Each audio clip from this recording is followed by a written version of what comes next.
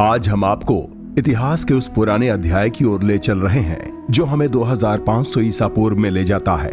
बाबा विश्वनाथ की नगरी में ले जाता है। भगवान शिव और माता पार्वती की इस पावन नगरी वाराणसी में आपका हार्दिक स्वागत है।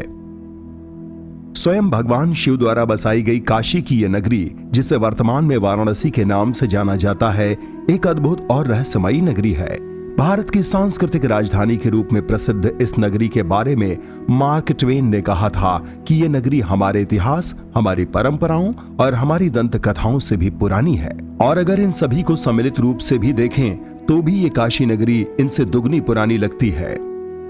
अब हम वाराणसी के एक प्रसिद्ध और प्रतिष्ठित 80 घाट पर हैं। ज्यादातर सैलानी इस घाट से नौका विहार कर पतित पावनी मां गंगा के किनारे विश्व प्रसिद्ध सुबह बनारस के वैभव की सुखद अनुभूति करते हैं। जैसे ही हम नाव में सवार होकर आगे बढ़ते हैं, हमारे ध्यानाकर्षण के लिए आतुर प्रवासी साइबेरियन पक्षियों के बीच हलचल बढ़ जाती है। इन घाटों को पार कर हम काशी विश्वनाथ मंदिर प्रांगण के नवनिर्मित प्रवेश द्वार पर पहुंचते हैं। ये प्रवेश द्वार ललिता घाट और जलासेन घाट के मध्य स्थित है।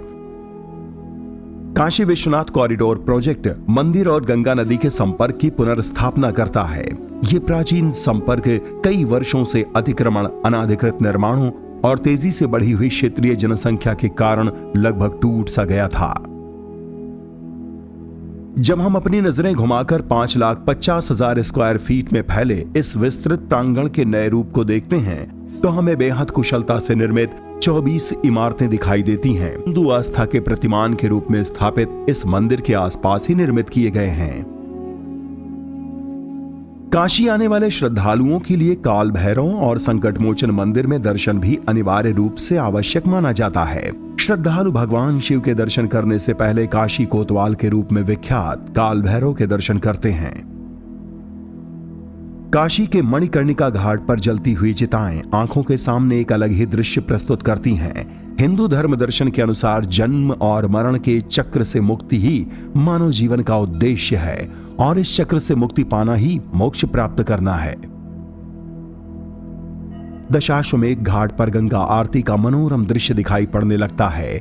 गंगा नदी में तैरती हुई सभी नावें दशाश्वमेध घाट की तरफ बढ़ने लगती हैं। वहां मौजूद श्रद्धालु घाट के आसपास ऐसा स्थान तलाशने लगते हैं जहां पर बैठकर वो सुकून से गंगा आरती का आनंद ले सकें। ये अद्भुत वाराणसी शहर न सिर्फ हमें हिंदू संस्कृति और जीवन मूल्यों से परिचित कराता है, बल्कि कर्म प्रधान भारत देश के आध्यात्म और दर्शन की एक झलक भी दिखलाता है।